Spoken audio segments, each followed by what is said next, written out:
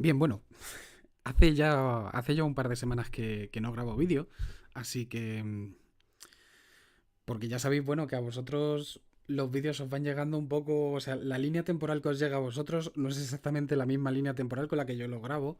Entonces, pues bueno, básicamente vamos a hacer un poquillo de recapitulación en este capítulo, por vosotros y por mí. Aunque bueno, vosotros habréis visto todos estos capítulos semana a semana. Pero entonces va a ser por mí. Vamos a hacer una recapitulación por mí y ya con eso podéis ir sentándoos y vamos a ir comenzando un poco la clase. Bien, bueno, la idea de hoy es repasar un poquillo.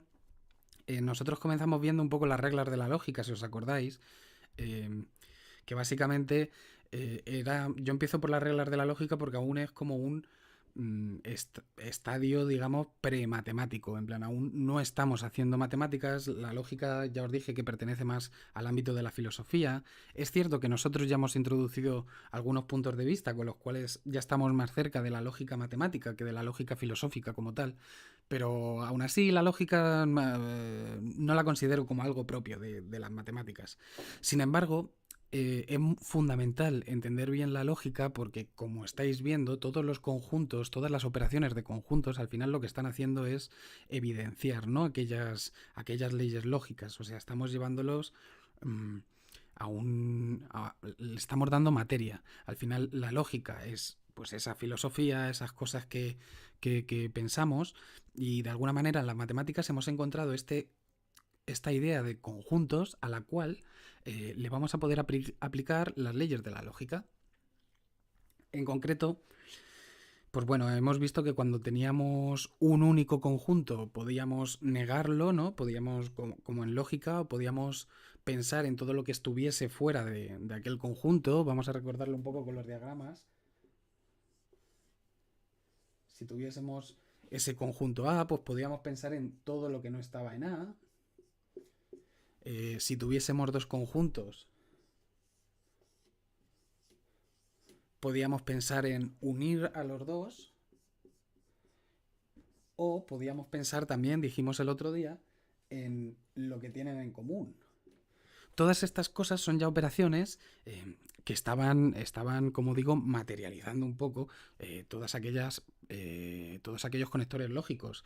Dijimos que este tiene íntima relación con la negación, que la unión tenía íntima relación con el o, con la disyunción, y que la intersección tiene una íntima relación no con el y, con la conjunción.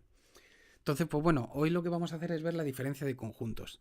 La diferencia de conjuntos es el primer operador, yo creo, de conjuntos que, como tal, no aparece, no lo vimos en lógica. Se podría definir un operador diferencia lógica, pero verdaderamente no interesa mucho y, sin embargo, en conjuntos sí que cumple una relación importante, porque de la misma manera que nosotros hemos pensado en todos estos conjuntos, podríamos pensar también en este otro, ¿no?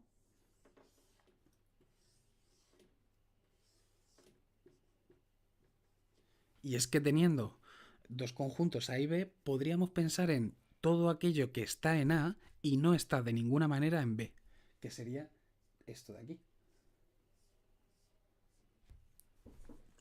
Pues eso es precisamente lo que nosotros vamos a definir con la diferencia. Y ya que estamos, pues lo hago aquí y lo pongo aquí.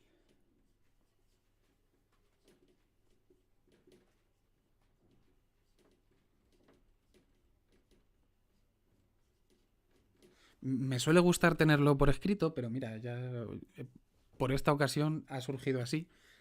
Básicamente lo que estamos diciendo aquí es que la diferencia, que por cierto, la diferencia, hay gente que la escribe con la resta de conjuntos. Para mí eso es un error. Perdón, que estaba quitando un bicho que estaba aquí pitando. Pero para mí esto es un error, porque al final, en un futuro, sí que usaremos en algunas de las asignaturas de álgebra, sí que usaremos el conjunto diferencia, que no es exactamente lo mismo que la diferencia de conjuntos. Porque bueno, eso ya lo veremos en su momento. A nosotros lo que nos interesa es la diferencia de conjuntos. Y por lo general lo vamos a reflejar así. Mm, lo cual a veces también es confuso porque luego esto se puede confundir, para los que ya sepáis algo de matemáticas, se puede confundir con las relaciones del conjunto cociente y todas estas cosas. Pero bueno, en principio yo voy a ir utilizando un poco esa manera de definir la diferencia de conjuntos. Y pues con eso ya lo tenemos todo. Vamos a pasar a hacer proposiciones. De todas las proposiciones hay un tipo de proposiciones que me gustan mucho, que son las proposiciones de caracterización. Por ejemplo, nosotros caracterizamos en su momento una doble implicación, no lo voy a escribir porque ya me empiezo a quedar sin hueco, pero una doble implicación nosotros la caracterizamos como dos implicaciones simples, una que se hace en un sentido y otra que se hace en el otro sentido. Pues esos mismos teoremas de caracterización van a ir apareciendo siempre a lo largo de toda la carrera. En plan, definiremos algo nuevo que pueda parecer raro, y según definamos algo nuevo, buscaremos maneras de expresar estas cosas nuevas en función de cosas que ya conocemos. En este caso, vamos a ver una pequeña proposición para caracterizar la diferencia de conjuntos. Bien, ¿cómo podemos caracterizar? Caracterizar quiere decir entender un poco el carácter, cómo funciona una operación. Entonces, ¿cómo funciona la operación de la diferencia de conjuntos? Bueno, pues la operación de diferencia de conjuntos es como hacer una intersección con un complementario, básicamente. Y esto, de hecho, tiene sentido, ¿no? Porque nosotros hemos dicho, en la propia definición hemos dicho que son los elementos que están en A y no están en B. Entonces, tiene bastante sentido que lo podamos interpretar así. Podríamos haber hecho como en otras ocasiones y decir que la diferencia de conjuntos no es importante y verlo todo así. Lo que pasa es que la diferencia de conjuntos en muchas ocasiones nos va a ayudar a resolver muchos problemas. Entonces, sí que es muy necesario manejarla bien. Entonces, bueno, la demostración es bien sencillota. Hemos dicho que si X pertenece a la diferencia de dos conjuntos, por definición, no queda otra. X tiene que pertenecer al primero y el elemento X no puede pertenecer al segundo. Por definición, o sea, aquí no hay duda. Ahora, fijaos en un pequeño detallito, ¿no? Porque decir que X no pertenece a B es lo mismo que decir que X pertenece al complementario. Esto lo vimos en su momento, yo creo.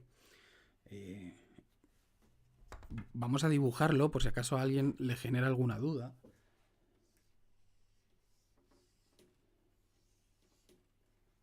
Pero si ese es el conjunto B y decimos que X no es un elemento de B, es como decir que X está por aquí. Entonces, claro, si X no está en B, es lo mismo que decir que está X, está dentro del complementario, básicamente. Pero claro, ¿qué ocurre? Que en el momento en el que este conjunto lo hemos convertido en el complementario, nosotros hemos entrado en otra definición, porque esta definición ahora, algo que pertenece aquí y pertenece aquí, eso es precisamente la definición de la intersección. Entonces, lo que estamos diciendo aquí es que X pertenece a A intersección B complementario, que es justo lo que queríamos demostrar. Por cierto, sabéis que las demostraciones de igualdad hay que hacerlas en los dos sentidos. En muchas ocasiones, en esta por ejemplo se ve bastante claro y lo trataré yo de avisar, pero es que muchas veces se me va a olvidar porque estoy seguro. Pero si os fijáis aquí, muy conscientemente he utilizado todo el rato bicondicionales. Esto quiere decir que esta demostración podemos partir de aquí y ir saltando de aquí, aquí, aquí. O como son bicondicionales, precisamente podemos partir de aquí y si X pertenece a la intersección de A y el complementario de B, entonces X pertenece a y pertenece al complementario. Decir que X pertenece al complementario es lo mismo que decir que X no pertenece a B y volvemos aquí. Quiero decir, ya hemos demostrado los dos sentidos. Así que pasamos a la siguiente, que es una proposición básicamente con propiedades. Vamos a hacer 4 o 5 propiedades, vamos a hacer 4 o 5 demostraciones y vamos a introducir también, que se me olvidaba, porque fijaos en cómo estamos haciendo las demostraciones. Sí, de hecho vamos a hacer el siguiente ejercicio y lo explico ahí. Bien, pues para los que estéis en YouTube, vais a ir viendo un poco las proposiciones de una en una, porque esta proposición tiene 5 apartados, entonces los voy numerando de uno en uno. Vamos a empezar por el primero, evidentemente, y lo que me interesa destacar aquí un poco es una nueva forma de hacer las demostraciones que vamos a ir introduciendo. ¿Por qué?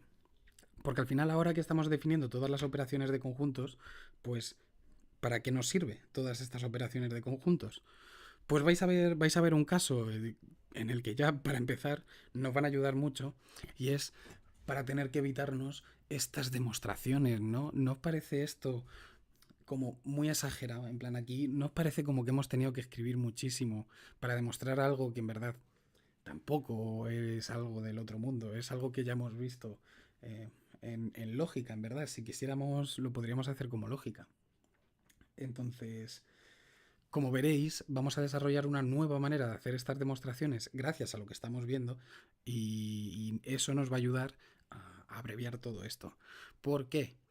Porque esta forma de hacer las demostraciones, si os fijáis, es una forma de demostrar que todavía arrastra mucho del lenguaje de la lógica. Aquí nosotros estamos convirtiendo esta proposición en un problema de lógica y estamos resolviéndolo como cuestión de conjunciones, disyunciones, negaciones y todo esto. Y esto, pues claro, está bien, nos sirve, y de hecho podemos hacer todas las demostraciones con este tipo de lenguaje de conjuntos. Pero veréis que ahora que estamos empezando a ver el álgebra de los conjuntos, es decir, cómo funciona eso de los conjuntos, cómo podemos operar los conjuntos, pues veréis que estamos desarrollando ya una nueva manera de poder hacer estas demostraciones, en mi opinión mucho más sencilla, y que será la que yo use, en verdad, a partir de ahora. En general, habrá veces que haga unas demostraciones y habrá veces que haga otras, dependiendo de lo que nos interese. Pero bueno, ¿qué es lo que estamos haciendo aquí? Nosotros lo que queremos demostrar es que la diferencia de A con la unión es la intersección de dos diferencias, ¿no? Al final, con la diferencia del primero y con la diferencia del segundo. Pues eso es un poco lo que queremos ver. Nos interesa porque esto, de alguna manera, lo que nos está diciendo es que cuando tenemos una unión la podemos convertir, pues, en una intersección, ¿no? Con dos diferencias. Esto siempre bien, porque al final estamos descomponiendo de alguna manera. Vale, pues por definición de la propia diferencia de conjuntos, que X pertenezca a este conjunto A menos B unión C, lo que quiere decir es que X pertenece a A y X no pertenece a B unión C. Y tal y como hemos dicho antes, que X no pertenezca a B unión C quiere decir que X pertenece al complemento de B unión C, ¿no? Entonces, aquí es donde estoy usando la única ley que aún no hemos visto en conjuntos, pero que la conocemos de lógica. Los que hayáis visto toda la parte de lógica, que es las leyes de De Morgan. Si os acordáis, las leyes de De Morgan nos decían que la negación de una disyunción se convierte en la conjunción de negaciones. Pues en este caso, las leyes de De Morgan también las vamos a poder exportar a los conjuntos. Básicamente, las leyes de De Morgan lo que nos dice es que el complemento de una unión es la intersección de dos complementos, y el complemento de una intersección es la unión de dos complementos. Aún así, como nosotros no hemos visto esto, lo aviso para que lo sepáis, pero es un poco la única ley así que me he apropiado y que aún no hayamos visto. Y no me parece tampoco algo del otro mundo, ¿no? Básicamente, en el momento en el que tenemos esto, pues se transforma en la intersección de dos complementos. Sí, de dos complementos. No sé qué tal se verá al final, por cierto. Bien, la cosa es que en el momento en el que esto se convierte en una intersección, pues la podemos descomponer de nuevo en proposiciones, y vemos que tenemos todo conjunciones. Vale, pues en el momento en el que tenemos todo conjunciones, podemos hacer una cosita.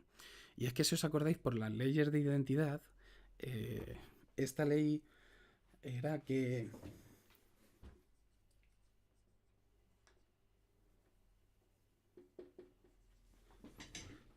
P y P es equivalente a P, y lo podemos hacer también con la disyunción. P o P es equivalente a P. Entonces, si llamamos P a esta, a esa de ahí, lo tendría que haber puesto en otro color, disculpad.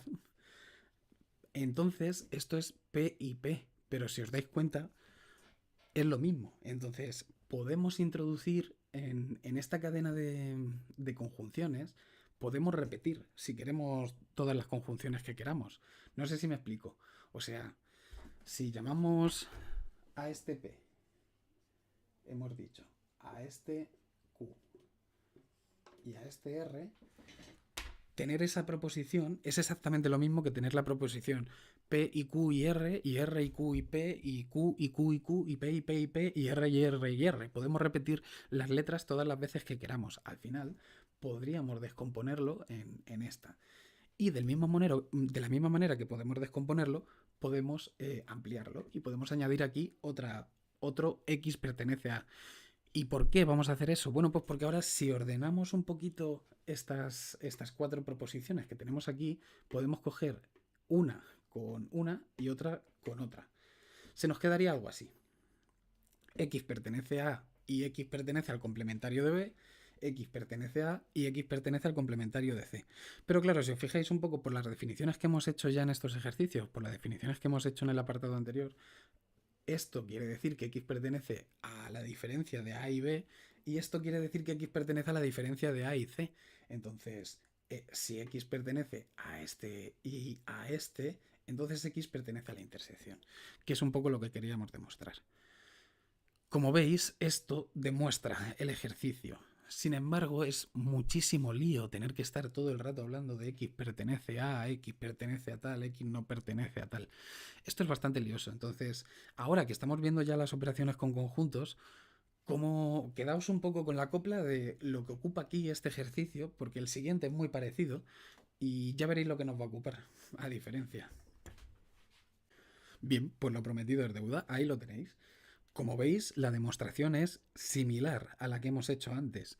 Lo que pasa es que cambia el orden. O sea, antes teníamos aquí una unión y aquí una intersección y ahora tenemos en el primero una intersección y en el segundo una unión. Pero verdaderamente, como veis, la demostración es idéntica.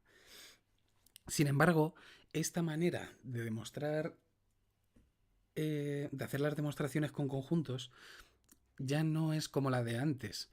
Ya nos hemos quitado de tener que estar hablando todo el rato de X pertenece, y nosotros simplemente estamos pasando de uno a otro mediante igualdades, porque nosotros ya sabemos lo suficiente, gracias a las operaciones de conjuntos, para saber cuándo las dos partes de una igualdad, pues efectivamente son iguales o no. En concreto, como además, veréis que el orden de las cosas y las propiedades que utilizamos es la misma. Aquí lo que estamos utilizando es la definición de la diferencia. La diferencia es la intersección con el complementario. En este segundo paso lo que estamos haciendo son las famosas leyes de De Morgan. Es la intersección, o sea, el complemento de la intersección es la unión de los dos complementos. Bien.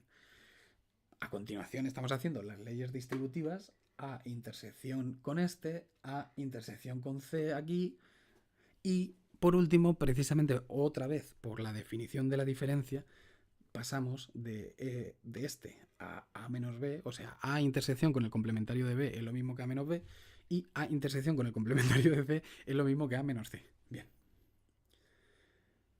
Y con esto ya lo tendríamos demostrado. Y como todos son igualdades, es exactamente lo mismo que habíamos hecho en el apartado anterior. Lo que pasa es que cuando hablamos en lógica hablamos de bidirecciones, ¿no? Hablamos de bicondicionales y nosotros ahora que estamos empezando a hacer álgebra y estamos empezando a hacer matemáticas tal y como os estaba avisando, nos está empezando a aparecer este símbolo del igual que es tan famoso, ¿no? Para nosotros y tan conocido. Entonces, por mi parte, yo voy a empezar a utilizar casi todas las demostraciones que pueda, las haré de esta manera porque como veis nos abrevia mucho trabajo. Así que vamos a por los siguientes apartados. Bien, bueno, aquí tenemos ya la tercera parte de la proposición. Este sería el tercer apartado. Básicamente aquí lo que nos está pidiendo es demostrar que la diferencia de A con la diferencia de A con B es lo mismo que la intersección. Como veis, ocurre lo mismo que nos ocurrió en en el apartado de lógica. Las primeras demostraciones son sencillas en el sentido de que casi según lo vas diciendo se demuestran fácil. Como por ejemplo la primera que hemos hecho hoy, la de A menos B es A intersección B complementaria. Pues esa, si la piensas un poquillo, parece evidente. Sin embargo, esta ya se empiezan a ir complicando un poquillo más las cosas. Esto es más difícil de ver. E incluso sería un poquillo raro de dibujar con diagramas de Venn. Aunque se podría, sin ningún problema.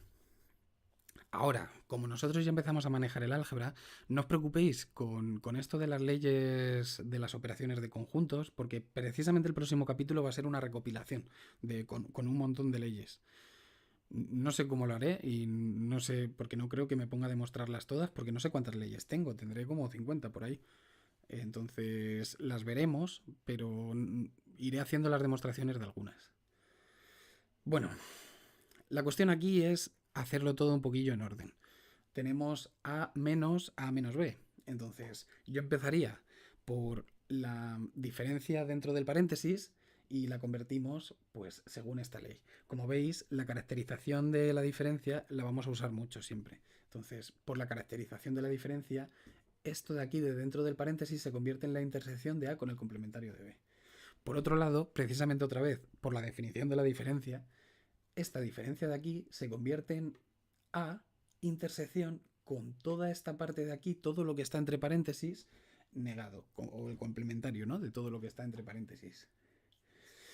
De nuevo, esto no lo hemos visto, pero esto es las leyes de De Morgan. Entonces, si tenemos el complementario de una intersección, se convierte en la unión y hay que hacer el complementario de cada uno de estos. Este, como es A, se convierte en el complementario de A, y este, como es B complementario, se convertiría en el complementario del complementario de B, que eso ya dijimos que era B. Entonces, precisamente nos queda esto. Y aquí lo que se observa es que tenemos una intersección con una unión. Entonces, aquí lo que estamos usando es directamente las leyes distributivas. Vale, pero dentro de las leyes, una vez usamos las leyes distributivas, fijaos, porque uno de los paréntesis que tenemos aquí es A intersección A complementario. Siempre que veáis un conjunto negado y sin negar esté intersecado o esté unido con otro conjunto, parad a echar un vistazo ahí porque seguro hay cosas que podamos simplificar. En este caso, por la ley de contradicción, en lógica la llamábamos así, al menos, si os acordáis, esto es como decir, bueno, de hecho, no hace falta ni que lo veamos con lógica, ¿no? O sea, desde conjunto se ve bien. Esto es, ¿qué tienen en común A y todo lo que no es A? Nada, no tienen nada en común. Entonces, esto nos da el conjunto vacío. La intersección de A con su complementario es el conjunto vacío. Bien, y este de aquí no cambia. La intersección de A con B es la intersección de A con B. Pero claro, como nos queda la unión del conjunto vacío con lo que sea, esto también por las leyes de identidad es precisamente lo que sea. Ya os he dicho que estamos empezando aquí ya a tirar de leyes. Muchas de estas leyes no las he vuelto a ver desde lógica. Pero ya os digo que el próximo capítulo es específicamente dedicado a leyes y vamos a hacer todas las leyes que haya podido recuperar. Bien, pues vamos a por los siguientes apartados, que yo creo que los voy a hacer de golpe. Bien, por cuestiones de espacio no me van a caber las dos en la misma pizarra, porque la siguiente es un poquito más larga, pero me interesa además en la siguiente explicar algo. Bueno, y en esta también, que leches. La verdad es que esta proposición también es útil porque se utiliza mucho. De hecho, esta aparece mucho en segundo, bueno, en primero y en segundo de bachillerato, en probabilidad. En plan, la gente que estudia probabilidad y estadística, bueno, probabilidad lo estudian todos, ¿no? En bachillerato. Todos los que hacen matemáticas. Entonces, en muchas ocasiones, saberte esta regla te salva algún ejercicio en bachillerato. Y tener bien clara esta relación. Básicamente lo que nos está diciendo es que si a A le quitas B es lo mismo que si a A le quitas la intersección de A con B. Esto es un poquillo rarete, pero vamos a visualizarlo un poco.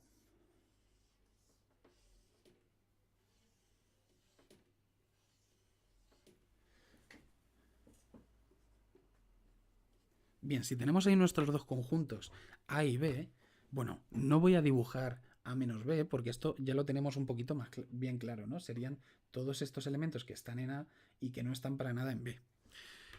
Pero fijaos, que es que si tú te fijas en este conjunto A y a ese conjunto A le quitas la intersección, ¿no? Se lo quitamos, entonces lo que nos queda es precisamente lo mismo que hemos dicho, el conjunto A menos B. Y con el diagrama de Venn, este se ve bien, se ve bastante sencillo. Esta propiedad además es una propiedad, como os digo, muy útil. Esto se utiliza bastante. Bien, ¿y cómo lo demostramos esto? Pues de nuevo, con álgebra. Recordad que esto lo podríamos llevar al lenguaje de conjuntos. De hecho, todas las demostraciones que yo estoy haciendo así con el álgebra de conjuntos, vosotros lo podríais hacer con el lenguaje de la lógica, vaya. En plan, lo que hemos hecho en el capítulo anterior, el lenguaje de conjuntos básico. Entonces, básicamente aquí lo que está ocurriendo es, primer paso, por la definición de la diferencia, este conjunto se convierte en la intersección con el complementario. Como veis, estamos haciendo todo el rato lo mismo, estamos utilizando todo el rato las mismas propiedades. Esto no me podéis decir que esto sea difícil. Quizás hay muchos símbolos y todas esas cosas, eso sí lo puedo comprender, porque en matemáticas somos muy cansinos con los símbolos y es como algo muy, muy para nosotros. Pero de cara para afuera, estas demostraciones en cuanto a dificultad, ya me diréis vosotros, ¿no? Quiero decir, estamos utilizando todo el rato las mismas cosas. Bueno, por la definición de la diferencia tenemos esto. Por las leyes de De Morgan, la intersección con el complementario de la intersección se convierte en la unión de dos complementarios. Por las leyes distributivas volvemos a separar A con A complementario y A con B complementario. Además, recordad, en las leyes distributivas lo que está fuera pasa a estar dentro y lo que está dentro pasa a estar fuera. Vale, pues una vez tenemos eso, vuelve a ocurrir lo de antes. Aquí tenemos A intersección A complementario, lo cual eso nos lleva al conjunto vacío y cuando lo unimos con esto, pues se nos convierte en A menos B.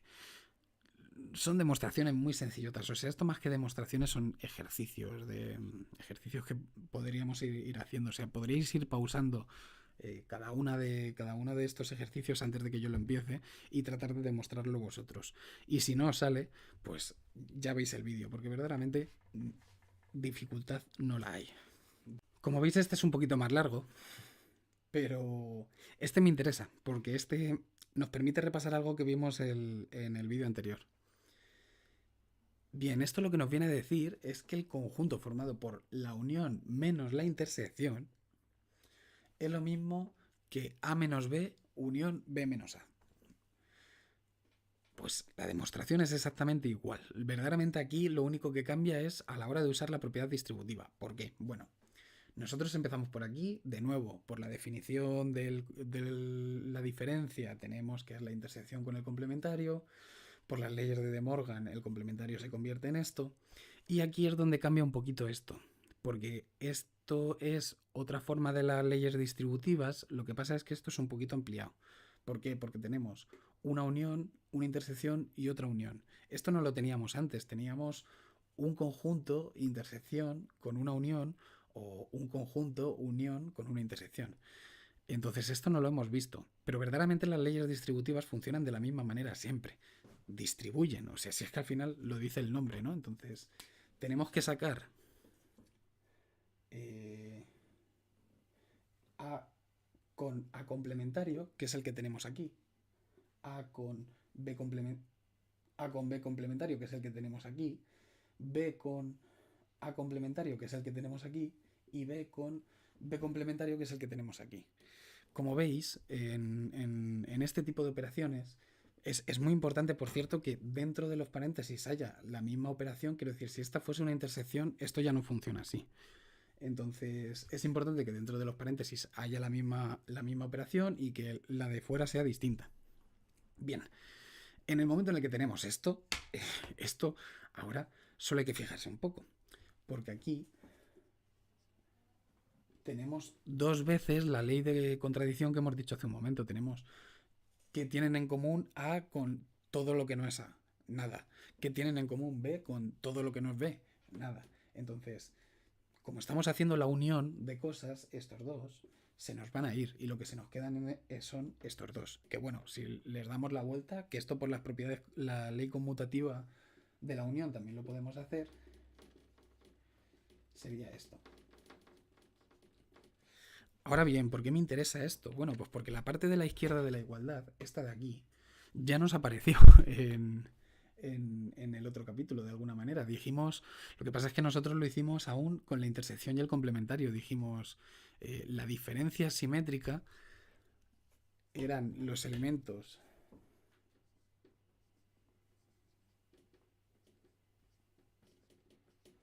que pertenecen a la unión y no pertenecen a la intersección. Creo que nosotros lo definimos así, como os he dicho, hace un par de semanas que no grabo, así que no sé cómo lo escribí en el último vídeo.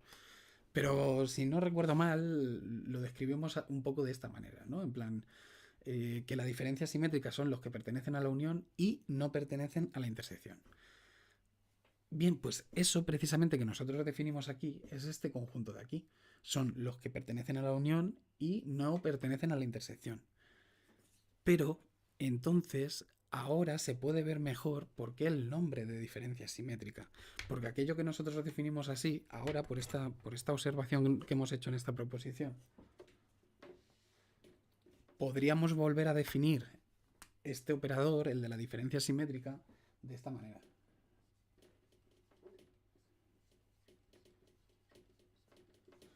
Y ahora se ve bastante mejor por qué el nombre, ¿no? Diferencia simétrica. Uno menos el otro, unión, el otro menos el uno. Y por eso, básicamente. Así que bueno, vamos a hacer un ejemplo y ya con eso terminamos la clase de hoy. Bien, bueno, pues vamos a terminar. Esto lo hacemos en un momento. Porque nos dan en este ejemplo dos conjuntos. El conjunto A, que está formado por los números 1, 2, 3, 6, 7 y 8. Y por otro lado el conjunto B, que está formado por el 3, el 5, el 7 y el 9. Entonces, lo que nos piden es hacer cada una de las operaciones que hemos visto. Que por cierto, digamos que este bloque de operaciones que hemos visto van a formar las operaciones elementales. Vamos a ver algunas operaciones más con conjuntos, pero estas operaciones se suelen utilizar más en otros ámbitos. Aún así, nosotros lo vamos a ver. Bien. Bueno, la unión y la intersección ya lo dijimos en su momento, cómo los podríamos hacer, ¿no? Dijimos que para hacer la unión lo único que había que hacer era juntar todos los números. Entonces, vamos a ir contando. El conjunto A tiene el 1, el 2, el 3. Y de aquí salta el 6. Pero vaya, es que aquí, como está el 5, pues voy a meter el 5 y ya lo tengo ordenado. Y pasamos al 6. El 7 está en ambos, entonces bien. Y el 8 y el 9 que está aquí. Perfecto, eso sería la unión. Hemos unido todos los elementos. El otro día yo lo hice de otra manera, pero es que, como veis, hay muchas maneras de hacer esto de la unión. Lo importante es que entendamos lo que es la unión. Por otro lado, la intersección dijimos que era lo que tienen en común. Esto es casi más sencillo, ¿no? Porque se ve por aquí el 3, se ve por aquí el 7 y ya. Entonces, ¿qué es lo que tienen en común? Esos dos elementos y ya está. Bien, si sabemos hacer bien la unión y la intersección, ¿qué es lo que ocurre con la diferencia? Bueno, pues para hacer la diferencia lo que tenéis que hacer es iros al elemento que hay delante, al conjunto A, y a ese conjunto lo que vamos a hacer es quitarle precisamente los elementos de la intersección. Es decir, ¿cuáles son los elementos que están en A y no están en B? Bueno, pues el 1, el 2, el 6 y el 8. ¿Por qué? Porque el 3 y el 7 son los elementos de la intersección. Por otro lado, si hacemos B menos A, nos fijamos en el conjunto B y quitamos los elementos de la intersección. Entonces se nos queda el 5 y el 9. ¿Y qué ocurre aquí? Aquí esto sí es algo que me interesa, porque de las operaciones que hemos visto binarias, porque el complementario es una operación unaria, ¿no? Pero la unión cumple la propiedad conmutativa. Esto de nuevo lo veremos en el próximo capítulo. La intersección también. Pero si os estáis dando cuenta aquí de algo, La diferencia no es conmutativa. Esto es un hándicap. Quiero decir, verdaderamente que las cosas sean conmutativas es algo muy cómodo para nosotros en matemáticas. Entonces, que la diferencia no sea conmutativa quiere decir que lo vamos a utilizar en según qué casos. Eh, y bueno, en verdad por lo demás, nada más por hoy. Vamos a... el próximo capítulo hacemos propiedades y después volveremos a ver más operaciones, creo que con el producto cartesiano, si no me equivoco. Así que con esto, hasta el próximo capítulo. Seguimos sintonizando y que orden.